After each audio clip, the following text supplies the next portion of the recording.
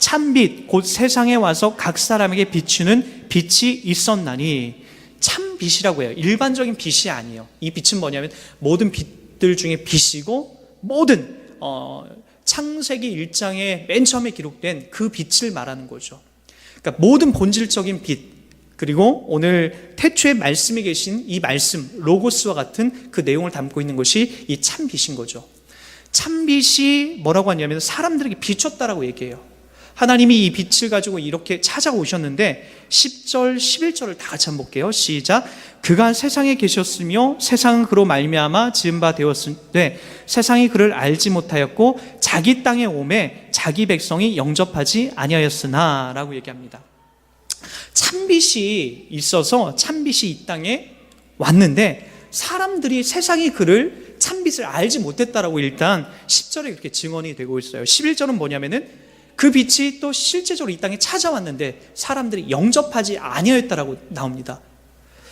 여러분, 세상이 그를 알지 못하였고 영접하지 아니하였다라고 하는 것은 이 어떤 부분을 말하는 영적으로 사람들이 완전히 깜깜한 세계에 살고 있었다라고 하는 내용입니다. 요한복음 9장에 보면 이런 말씀이 나옵니다. 제가 읽어드릴게요. 예수께서 이르시되 내가 믿나이다 하고 절하는지라. 39절 예수께서 이르시되 내가 심판하러 이 세상에 왔으니 보지 못하는 자들을 보게 하고 보는 자들은 맹인이 되게 하려 함이니라 하시니 바리새인 중에 예수와 함께 있던 자들이 이 말씀을 듣고 이르되 우리가 맹인인가? 예수께서 이르시되 너희가 맹인이 되었더라면 죄가 없으려니와 본다고 하니 너희 죄가 그대로 있느니라. 여러분, 예수님께서 이 땅에 요한복음 9장에 보면은 여기는 맹인을 고치는 사건이 한 장에 걸쳐서 다 기록이 되어 있습니다. 제가 누누이 강조하지만 구약 성경 속에는 맹인, 이 장님을 고쳐지는 사건이 한 글자도 나오지 않아요. 신약에 와서 맹인이 눈 떠지고 고쳐진 사건이 막 기록이 되고 있는데 그건 바로 예수님께서만 그 사역을 감당하세요. 우리가 단순히 환자를 고친다라고 하는 그런 의미 속에 이것이 본문되지 않고 맹인은 보이지 않는 자리로 가는 거예요. 아무것도 보이지 않습니다. 이 땅에 세상이 그를 알지 못하였고 영접치 아니하였다는 것이 이 맹인의 자리에 서 있는 영적으로 깜깜한 자리에 서 있는 사람들을 이야기하고 있는 겁니다. 맹인은 스스로 이렇게 뭘 보지 못해요. 그래서 이걸 깜깜하게 갇혀있는 사람들에게 설명해 줄 사람이 필요한 거예요. 그게 누구예요? 세상의 빛으로 빛 대신 이것을 설명하러 온 바로 세례자 요한이었던 거죠. 그래서 세례 요한은 바로 이 중간에서 이 빛이 무엇인지를 설명하고 그것을 다듬어서 사람들에게 전해주는 그 역할들을 했던 거죠. 빛이 왔는데 모르는 거예요. 오늘 제가 읽어드렸던 요한복음 9장에도 바로 그 이야기를 하는 거죠. 근데 이 요한복음 9장을 마무리하는 부분이거든요. 이 맹인에 대한 이야기를 마무리하는 부분이 38절부터 41절까지 내용인데 이 내용 속에서 예수님이 아주 독특한 이야기를 하십니다. 뭐라고 얘기하냐면은 바리새인들에게 나중에 바리새인들이 와서 담아내는 것이 우리가 맹인이 아니다라고 본인들을 그렇게 얘기를 해요.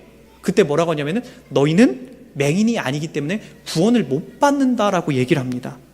40절입니다. 바리새인 중에 예수와 함께 있던 자들이 이 말씀 듣고 이르되 우리도 맹인인가? 맹인이 아니다라는 것이죠. 예수께서 이르시되 너희가 맹인이 되었더라면 죄가 없으려니와 본다고 하니 너희 죄가 그대로 있느니라. 뭐예요? 주님은 이 땅에 눈 뜨고 보는 사람들을 구하러 오신 게 아니에요. 나는 예수가 없어도 나는 이 땅의 모든 걸 다 보고 있어 라고 하는 그 지점이 아니라 맹인이기 때문에 하나님이 눈 뜨게 하기 위해서 이 땅에 그분이 그 역할 때문에 찾아오신 거라고요. 이게 여러분 좀 이해가 가십니까? 어떤 내용인지? 그러니까 여러분들이 난 이 세상에서 나는 예수가 없어도 살만해. 난 예수가 없어도 이 땅에서 무엇이 진리이고 무엇이 옳은 길인지 알아. 라고 하는 사람은 다 눈 뜨고 이 세상을 보고 있는 사람. 그 사람들에겐 예수가 필요 없다라고요. 바리새인들이 지금 하는 자리가 그 자리예요. 나는 본나라는 거예요. 나도 맹인이냐? 라고 하면서 지금 그 얘기를 하는 거예요. 예수가 하는 자리는 뭐예요? 나는 예수가 이 땅에 오신 이유는 뭐예요? 눈 감고 있는 장님들을 눈 뜨게 하려고 이 땅에 오신 건데 눈을 뜨고 있는데 예수가 필요 없는 거죠. 예수가 있는 자리는 뭐라고요? 필요한 자리는 영적으로 눈 감아서 아무것도 보지 못하고 이 세상에서 늘 절망과 좌절 속에서 어떤 것이 길인지 진리인지 모르고 살아가는 사람들, 돈이 전부이고 명예가 전부이고 좋은 남자 만나고 좋은 여자 만나는 것이 다인 줄 알았던 사람들에게 주님이 그것이 아니다라는 것을 장님들에게 열어주듯이 바로 이 복음과 진리를 열어준 사람들에게 이것을 허락하시는 거죠. 그래서 다른 복음서 마가복음 2장 17절에 이렇게 시작합니다. 예수께서 들으시고 그들에게 이르시되 건강한 자에게는 의사가 쓸데없고 병든 자에게라야 쓸데있느니라. 나는 의인을 부르러 온 것이 아니요 죄인을 부르러 왔노라 하시니라. 어떤 의미인지 알겠습니까? 건강한 사람들에게는 의사가 필요 없듯이 여러분, 가난하고 힘들고 아픈 사람들에게 의사가 필요한 거예요. 예수님은 지금 그 역할을 하러 오셨더라고요. 마치 눈 감은 장님을 눈뜨게 하듯, 그리고 병들어서 겔겔대고 있는 사람들에게 의사가 필요하듯 예수가 찾아오셔서 이 땅의 절망과 좌절만 늘 갖고 있는 환자들에게 바로 예수가 찾아오셔서 그들의 질병과 아픔을 치료해 주시는 그런 의사로 이 땅에 주님 오신 거죠. 그래서 나는 의인을 부르러 온 것이 아니라 누구를 부르러 왔다? 죄인을 부르러 왔다는 거죠. 그래서 여러분들이 이 땅을 어떤 자리로 늘 쓰셔야 되냐면, 내가 죄인이구나. 죄인이었기 때문에 주님이 나를 찾아오셨지, 내가 괜찮은 행동을 하고 내가 믿을 만한 자격이 있고 우리 엄마 아빠가 예수를 잘 믿어서 내가 그 보상에 의해서 내가 이건 다 틀린 거예요. 이건 복음이 아니에요. 그것이 아니라 내가 죄인이구나. 우리 엄마 아빠는 별개로 내가 정말로 큰 죄인이구나. 내가 이 땅에 의롭고 괜찮게 산 사람이 아니라, 그래서 주님이 날 찾아오신 것이 아니라 내가 철저하게 죄인이었구나. 나는 병든 자였구나. 내가 장님이었구나. 라고 하는 그 자리에서 주님이 여러분에게 뚫고 여러분에게 들어오신 거죠. 그래서 여러분들에게 어느 순간, 지금 이 순간 여러분들이 신앙을 고백하고 예수가 나의 구세주이고 그분을 찬양하는 그 자리는 여러분 괜찮은 행동을 해서 여러분들이 뭔가 멋진 모습으로 괜찮은 삶을 살아와서 이렇게 준 보상의 결과가 아니라, 지지리도 못나고 악하고 추하고 이기적이고 교만하고 악한 자리를 뚫고 찾아오신 주님의 은혜의 자리라는 것을 여러분들이 확인하셔야 됩니다. 여러분, 그렇다면 왜 사람들은요 이런 타락한 알지도 못하였고 왜 영접치도 아니었다라고 그렇게 얘기했을까요? 자, 우리 한번 다시 본문으로 돌아서 1장 10절 말씀을 보도록 할게요. 시작. 그가 세상에 계셨으며 세상은 그들로 말미암아 지은 바 되었을 때 세상이 그를 알지 못하였고 자기 땅에 오매 자기 백성이 영접치 아니었으나 라고 얘기합니다. 여러분, 왜 사람들은 알지도 못하였고 왜 영접하지도 아니었다라고 이런 성경이 왜 이렇게 표현하고 있을까요? 여러분, 타락한 인간들은요 예수가 이 땅에 실제적으로 오셨음에도 불구하고 그분을 몰라봤어요. 왜 그랬을까요? 그러니까 세례자 요한이 그분을 설명했기에 그분이 메시아고 세상 죄를 제거하는 하나님의 어린 양이다라고 이렇게 설명하면서 그 가교 역할을 했기 때문에 그분을 알아본 사람이 있지만, 그런 설명이 없을 때 예수가 이 땅에 오셨음에도 불구하고 많은 사람들은 예수를 몰라봤어요. 왜 그랬을까요? 관심사가 달랐기 때문에 그런 거죠. 여러분, 이 당시 그 이스라엘이라는 이 나라는요 아주 독특한 환경 속에 있었어요. 이중 지배 구조를 받았어요. 그들을 실제로 지배했던 사람들은 헤롯 대왕이었어요. 에돔 족속, 유대 족속이 아니었어요. 그러니까 우리 한민족을 지배하고 있는 사람이 지배하면은 우리의 왕이 되지만, 우리의 왕이 누구였냐면 마치 일본의 그 총리가 와서 우리나라를 지배하고 있는 거예요. 1차적인 지배 구조가. 또 일본을 누가 지배하고 있었냐면은 예를 들면 미국이 지배하고 있었어요. 그래서 이런 지배 구조였어요. 그래서 이스라엘이라는 나라가 유대 족속이 첫 번째로는 헤롯 족속에 의해서 1차적인 지배를 받았고, 2차적인 지배는 로마에 의해서 전체적인 지배를 받았어요. 그래서 분봉왕 헤롯 대왕이었더라고요. 그러니까 유대인들은 얼마나 그것이 자존심 상하는 일이었겠어요. 여러분, 하나님을 믿는 우리 나라인데, 우리 백성인데 이렇게 이중적인 지배를 받고 있는 이 말도 안 되는 환경 속에서 이들이 어떤 왕을 기다렸겠습니까? 뻔하죠. 그들이 기다렸던 왕은 정치, 경제, 군사적으로 완벽한 왕을 원했다고요. 그래서 다시 그 예전에 우리가 섬겼던 다윗 왕처럼 그렇게 강력한 왕, 군사적으로 이 헤롯을 무찌르고 그리고 이 로마를 무찌르는 그런 강력한 메시아를 원했더라고요. 근데 정작 누가 왔습니까? 초라하게 마국간에 예수가 그 자리를 뚫고 들어오신다라고요. 어디에? 헤롯 대왕에 있는 그 성전이 아니라, 그래서 그 당시에 동방 박사들이 별을 보고 왕이 나타날 징조를 연구하던 그들이 별을 보고 따라왔는데, 그 별이 그날 밤에 헤롯 대왕의 궁전에 멈췄을 거라고 이렇게 생각하고 거기를 들어갔어요. 왕이 있는 곳에. 여기에 왕이 나시지 않았느냐. 무슨 얘기냐? 지금 왕이 나 말고 누가 또 나타나느냐. 헤롯 대왕이 자지러지듯 그렇게 막 얘기합니다. 그랬더니 혹시라도 왕이 나타나면은 나한테 얘기 좀 해라. 나도 가서 경배하게. 그 일 뭐예요? 그 왕을 죽이겠다라고 하는 그런 음모를 꾸민 거죠. 그날 밤에 천사들이 다시 그 별을 이상한 초라한 베들레헴의 마국간에 그것을 비춥니다. 베들레헴의 원어적인 의미가 떡집이에요. 떡집. 왜 떡집일까요? 빵집, 떡집. 예수님이 이 땅에 말구유통에 먹이고 살리는 떡으로 이 땅에 오신 거예요. 베들레헴에 떡집의 떡으로 주인으로 오신 거예요. 그 떡을 먹고 우리 인간들이 살아나게끔 그런 생명의 떡으로 이 땅에 오신 거죠. 그게 베들레헴이에요. 베들레헴의 그 주님이 그곳에 오셔서 떡으로서 이 땅에 살려내고 우리가 먹어야 살지 않습니까? 그 역할로 그 음식으로 그분이 이 땅에 오신 거죠. 그래서 초라한 마국간에 그분이 거기에 누우신 거라고요. 그래서 천사가 나중에 어떻게 다시 한번 얘기하죠? 이 동방의 박사들은 다시 헤롯에게 가서 거기 베들레헴 말구유에 초라하게 그 왕이 나셨더라. 천사들이 그 왕이라고 얘기해 줬다라고 가서 얘기하려 했더니 천사들이 가서 얘기하지 말고 길을 돌아서 헤롯 대왕을 피해서 도망가라는 거예요. 헤롯 대왕이 그걸 알고 2살 미만의 아기들을 다 죽이지 않습니까? 그때 예수님은 다시 천사들의 지시에 의해서 다시 어디로? 애굽으로 피신을 가게 되는 거고요. 그것이 바로 예수님이 이 땅에 태어난 이야기라고요. 얼마나 초라합니까? 태어나자마자 피난을 간다라고요. 우리가 상상했던 예수님의 자리와는 완전히 다르죠.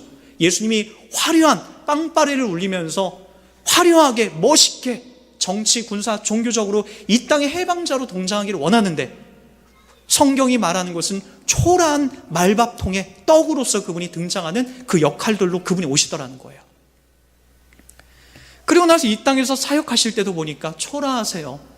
말이라도 타고 백마라도 타고 좀 화려한 갑옷을 입고 이렇게 멋진 옷을 입고 그렇게 다니시는 것이 아니라 옷도 하나만 입으시고 그리고 숨어 계시다가 하나님의 사역이 30살이 돼서 그렇게 나오시더니 초라하게 다니시고 예루살렘에 입성할 때에도 사람들이 막 이 나무를 흔들면서 그리고 이 옷을 깔는데 왕의 입성식이죠. 근데 뭘 타고 들어갑니까? 나귀를 타고 들어가요. 제주도에 가보면요, 여러분 거기에는 그 제주도 조랑말이 있어요. 그리고 외국에서 들여온 아주 큰 말이 있고요. 조랑말은요 탕탕 작아요. 요매나요. 그거 타면은 다리가 어떤 때는 바닥에 이렇게 끌릴 수도 있고 키 큰 사람 상당히 초라하고 우스꽝스러워요. 예수님이 그걸 타고 예루살렘에 들어가셨다. 아주 작고 초라한 말, 아무도 타보지 않은 작은 말을 타고 들어가세요. 여러분, 예수님이 들어가시는 그 자리가 그런 자리였다고요. 그러니까 예수님이 어떻게 사람들에게 인식됐냐면은 저 사람 메시아가 아니다. 차라리 헤롯 대왕이 낫지 저 예수는 아니라는 거예요. 인간이 생각하는 예수와 하나님이 이 땅에 보내실 예수와는 그만큼 달랐던 거예요. 그랬더니 사람들이 믿지 않았던 거죠. 우리가 생각하는 정치, 경제, 군사적으로 화려한 예수가 아니라 초라하게 그지없는, 그리고 결국에는 십자가에서 아무런 저항도 없이 죽으는 그 예수를 바라보면서 사람들은 저 예수를 믿을 만한 건덕지를 발견하지 못했던 거예요.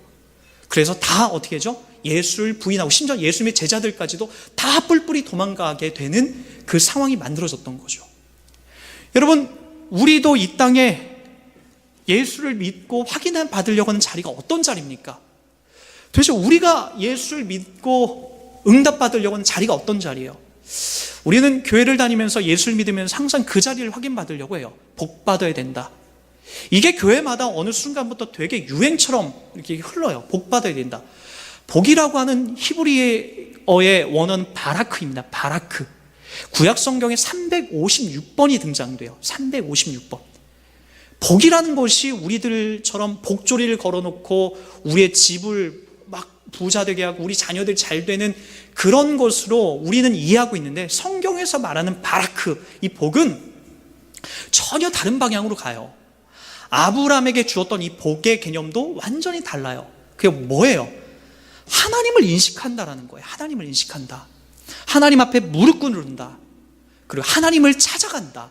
하나님을 바라본다라는 것이 바라크라고요. 바라크, 복이라고요. 그것이 복의 개념이라고요. 우리가 생각하는 것과 너무나 다른 거죠. 우리는 무조건 예수 믿어서 잘 되고 흥왕하고 여러 가지 많은 것들을 누리고 그리고 이 땅에서 다 잘 되는 것으로 누리는 것이 복이라고 여겨지는데, 바라크, 성경이 말하는 복은 그것과는 전혀 다르다는 거예요. 뭐라고요? 하나님을 알기 시작한다는 거예요.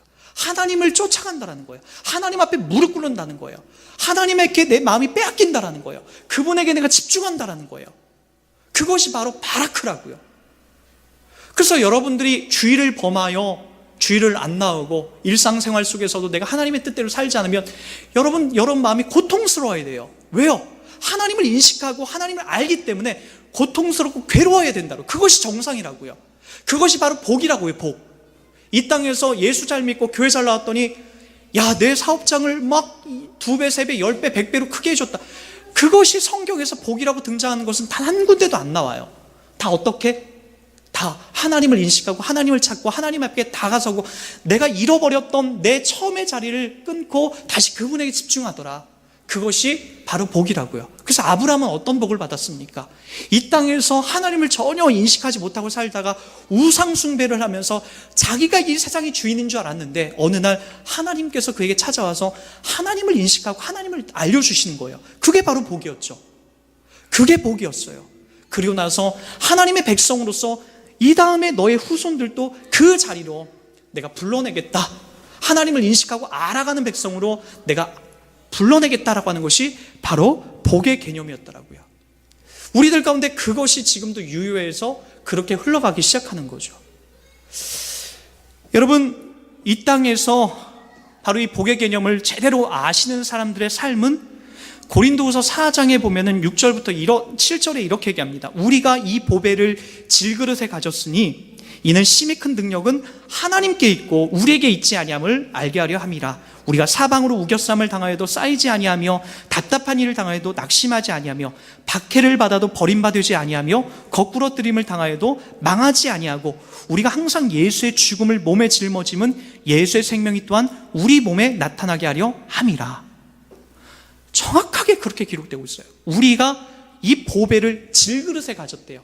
질그릇은 여러분 싸구려 그릇이에요. 떨어지면 깨지고 기스나고 금방 헤어지고 초라한 자리라고요. 우리가 질그릇이래요. 근데 질그릇 속에 뭐가 있다라고요? 질그릇, 보기 흉하고 볼품없는 질그릇 속에 누가 있다고요? 보배가 있다라고 합니다. 우리가 이 보배를 질그릇에 가졌다라고요. 여러분 외모와 겉모습은 질그릇이지만 여러분 안에는 세상 사람들이 돈 주고도 배워서도 그리고 어떠한 노력으로도 얻을 수 없는 이 보배를 우리 신자들은 가지고 있다라고요. 바로 예수 그리스도, 빛 되신 그분이 우리를 뚫고 들어오셔서 우리 안에 자리하고 있는 이 놀라운 능력이 우리 안에 있게 되는 거죠. 여러분, 이 은혜와 이 생명, 이 보배를 가진 사람은 우리가 사방으로 우겨쌈을 당하여도 쌓이지 아니하며 답답한 일을 당하여도 낙심하지 아니하며 박해를 받아도 버림받지 아니하고 거꾸러뜨림을 당하여도 어떻게 한다고요? 망하지 않는데요. 이게 우리의 삶이라고요. 우리의 삶은 이미 결정이 나 있어요. 결과가 나 있다라고요. 그 싸움이 뭡니까? 거꾸러뜨림을 당하면 다 쏟아지고 떨어지고 망해야 되는데 결과적으로 우리는 절대로 뭐 한다고요? 망하지 않는다는 거예요. 그 자리에 우리가 부름받고 있다고요. 예수 믿는 이 놀라운 은혜와 복이 바로 그 안에서 우리를 확인시켜주고 있다라고요. 여러분, 이 은혜는요 오늘 이렇게 기록되고 있어요. 1장 12절에 보니까 영접하는 자 곧 그 이름을 믿는 자들에게는 하나님의 자녀가 되는 권세를 주셨으니 라고 나옵니다. 그리고 영접하는 자라고 하는 이것 때문에 사실은 우리가 어느 한 이제 대학생 그 캠퍼스에서 많이 이곳으로 이제 이렇게 좀 뭐랄까요? 마음이 뺏겨서 무조건 한 사람을 영접하는 것에 혈안이 돼 있는 이 어떤 동아리가 있어요. 그리고 이제 우리 뭐 교회 내에서도 이런 교육 속에서 있는 분들이 많죠. 저도 이제 예전에 그랬어요. 예수님을 영접하는 것이 너무나 중요하다라고 그 인식이 돼 있을 때, 저도 그렇게 배워왔을 때, 어느 한 사람을 붙잡고 영접하는 곳으로 온통 거기에 혈안이 되어 있었어요. 심지어는 제가 그래서 고등학교 때 신앙적인 부분이 조금 이제 제가 깊지 않았을 때 목사님하고 이렇게 전도를 나가면은 그 사람을 영접시키기 위해서 목사님이 그 사람에게 막 붙잡고 계속해서 막 복음을 전하고, 저는 그 옆에 무릎을 꿇고 시장 바닥에서 기도를 막 했었어요. 근데 그게 멋있어 보이죠. 근데 커서 보니까 그게 이렇게 좋은 건 아닌 것 같아요. 그래서 시장 바닥에 앉을 때도 물웅덩이가 혹시 거기 있으면은 물웅덩이 같은 물기가 있는 그런 곳에 이제 무릎 꿇고 앉았어요. 왜냐하면 더 불쌍하게 보여서 저 사람이 이제 영접하게 하기 위해서. 근데 여러분, 사실은 이게 참 조심스러운 거예요. 영접이라는 것은 내가 기계적으로 그 사람에게 따라하세요, 이렇게 따라하면 주님이 이 시간 내 마음에 들어오실 겁니다, 그렇게 주님을 내가 신부리듯이 부리는 것이 기독교 신앙이 아닙니다. 우리가 이제 이 다음에 요한복음 3장에 가보면 알겠지만 니고데모에게 주님이 찾아오셔서 했던 얘기가 있어요. 성령의 임함은, 하나님의 구원의 임함은 바람이 어디서 시작돼서 어디로 흘러가는지 모르듯이 거듭남도 마찬가지라고 얘기합니다. 거듭남도 어디서부터 시작돼서 어디로 흘러가는지 우리 인간들이 도통 모르기 시작하는 거죠. 그래서 내가 그 사람 붙잡고 여기서 간절히 기도해서 무릉덩이에 앉았다라고 해서 그 사람 속에 구원이 들어가는 게 아니라, 그 사람에게 내일 그 사람은 당장 내가 교회를 끊고 저런 지긋지긋한 교회인데 내가 2번 다시 안 나가라고 그 자리로 갈 수가 있어요. 붙잡고 미안해서 마음이 연약해서 영접을 받아들이는 사람이 있고, 그 자리에서 성격이 좀 센 사람이 이거 뭐 하는 것들이야 라고 하면서 박차고 나갈 수가 있어요. 여러분, 그렇기 때문에 우리가 막 그렇게 임의대로 막 그 사람에게 억지로 그렇게 하는 것이 신앙이 아니라, 하나님께서 어떻게 하는지를 우리가 인정을 하고 그분의 자리를 만들어 드리는 거죠. 그래서 우리가 하나님께서 어떻게 일하실지는 우리는 도통 모릅니다. 우리를 보자고요. 우리가 누가 이렇게 영접해서 길거리에 붙잡아서 우리가 이 자리에 나왔습니까? 그렇지 않잖아요. 어떤 사람은 도둑질하다가, 어떤 사람은 물론 그런 친구를 통해서 나오기 시작하고, 어떤 사람은 부모님 때문에, 어떤 사람은 내가 어느 날 갑자기 교회를 가고 싶다고 해서, 어떤 사람은 말도 안 되게끔 뭐 이렇게 종교적인 이야기를 하다가, 어떤 사람은 간증을 하다가, 어떤 사람은 찬송을 듣다가, 별의별 사람들이 교회 가운데 있더라고요. 단순히 시장 바닥에서 그 사람 붙잡고 무릉덩이에 앉아서 예수 믿어서 온 사람들만 있는 게 아니라고요. 그러니까 우리가 이 지점을 잘 기억하자고요. 그래서 영접했다라고 하는 것은 하나님의 모든 일하심을 인정하고 나가는 겁니다. 그래서 우리가 급하지 않았으면 좋겠어요. 자녀를 키우면서 우리가 제일 많이 어그러뜨리는 게 있어요. 부모님들 속에서 자녀를 키울 때 자녀가 다른 아이들보다 이렇게 뒤처진다는 것 때문에 되게 불안해하세요. 저도 그랬거든요. 눈앞에서 다른 친구들 6살짜리 7살 아이들은 한글을 다 읽고 쓰는데, 제 자식은 이 바본가, 한글을 못 읽고 이렇게 자꾸만 고개를 돌리는 거예요. 근데 이게 신기한 게 있죠. 제가 거기에서 안다라만 닥달하지 않았어요. 시간이 지났는데 이거 한 글자 한 글자씩 읽어 나가는 거예요. 지금요, 확 읽어요. 이런 어려운 받침 있는 거 다 읽어요. 한 번도 가르쳐 주신 적 없고, 저는 집에서 그냥 책만 읽어줬어요. 자기 전에 책을 한 5권, 6권 재밌게 이렇게 읽어줬죠. 한글을 다 알아요. 어그러뜨리고 급한 부모가 자녀를 망치는 거예요. 하나님의 일하심도 왜 하나님이 이렇게 급하게 일하지 않으시지? 왜 빨리빨리 난 급한데? 그러지 마. 하나님의 시간에 맞게끔, 하나님의 뜻과 계획에 맞게끔 일하시고 역사하시는 거더라고요. 우리가 이것 하나만큼 기억하자고요. 영접하고 하는 그 뜻, 영접하고 하나님의 그 이름을 믿는 자들이 분명히 어느 순간에 어느 자리에서 이렇게 생겨나게 되는데, 13절에 보니까 바로 12절보다 더 중요한 건 13절입니다. 다 같이 볼까요? 시작. 이는 혈통으로나 육정으로나 사람의 뜻으로 나지 아니하고 오직 하나님께로부터 난 자들이니라. 이 지점이라고요. 뭐라고요? 내 생각, 내 계획, 그리고 내가 잘 믿었기 때문에 내 자녀도 잘 믿게 되는 그런 어떤 혈통이나 육정이나 사람의 뜻으로 이렇게 나지 아니하고 오직 누구로부터? 하나님으로부터 난 자들이라는 거죠. 이 지점을 우리가 인정하고 가는 것이 우리 기독교 신앙의 가장 중요한 자리입니다. 우리는 성경을 읽다 보면 잘 이해를 못해요. 왜 섬기는 자가 섬김을 받는 자보다 더 높은 사람이라고 얘기하는지, 왜 원수를 사랑하라고 하는지에 대한 성경의 이런 이야기들 도통 이해할 수 없습니다. 왜 예수 믿어야 우리가 구원받는다라고 하는 것도 우리는 잘 모릅니다. 세상 사람들은 잘 몰라요. 그러나 우리는 금방 고개를 끄덕이죠. 왜 예수를 믿어야 우리가 구원을 받는지, 왜 예수님을 영접해야, 그분이 우리 가운데 있어야 우리가 왜 하나님 나라에 가는지, 왜 그 사람들만 하나님이 천국으로 인도하는지에 대해서 우리는 눈빛만 봐도 금방 알아서 고개를 끄덕거립니다. 세상 사람들은요, 절대로 모릅니다. 여러분, 이것은 바로 혈통으로나 육정으로 사람의 뜻으로 난 것이 아니라 오직 하나님께로 난 사람들에게만 이것이 주어지고 그것을 이해하고 납득이 가는 거예요.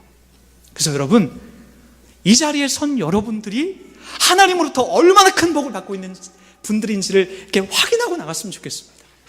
저는요, 세상에서 나 같은 사람이 하나님의 자녀가 됐다라는 것, 내가 예수를 인식하고 있고 내가 눈으로 보지 못한 새로운 세계를 알고 있고 보고 있다는 것에 대해서, 그리고 내가 이 이야기를 다른 누군가에게 전하고 있다는 것에 대해서 얼마나 큰 기쁨을 갖고 있는지 몰라요. 여러분, 그것 때문에 저는 저희 아내하고도 저 똑같지만 조금 가난하고, 아니 일평생 제가 개척교회로 20명 30명 목회하며 나가더라도 나는 괜찮겠다라고 제가 다짐하고 나간 사람입니다. 어떤 자리인지 알겠습니까? 이 예수를 믿는다라고 하는 것이, 하나님의 자녀가 됐다라고 하는 이 자리가 어떤 자리인지 여러분 아시겠습니까? 억울한 자리가 아니라고요. 우겨싸움을 당하고 거꾸로 뜸을 당해도 망하지 않는 자리라고요. 여러분들이 서 있는 그 자리, 이 자리, 예수를 알고 그분에게 예배하고 그분을 인식하고 있고 세상 사람과는 다른 이 길을 가고 있는 여러분의 자리가 얼마나 복되고 귀한 자리인지를 여러분 깊이 묵상하시라고요. 그 싸움, 그 삶을 담아내고 있는 여러분들이 이 세상에서 가장 배부른 자리입니다. 이 예수님의 떡으로 가장 충만한 포만감을 느끼고 있는 여러분들이라고요. 여러분, 오늘 또 이 자리에 서서 오늘 여러분의 신앙과 여러분의 삶을 성실하게 담아내시고, 아, 내가 복받은 자구나, 내가 정말로 큰 자구나 라고 하는 이 은혜를 여러분 삶 속에 귀하게 담아내는 여러분 인생 되길 주의 이름 부탁드리겠습니다.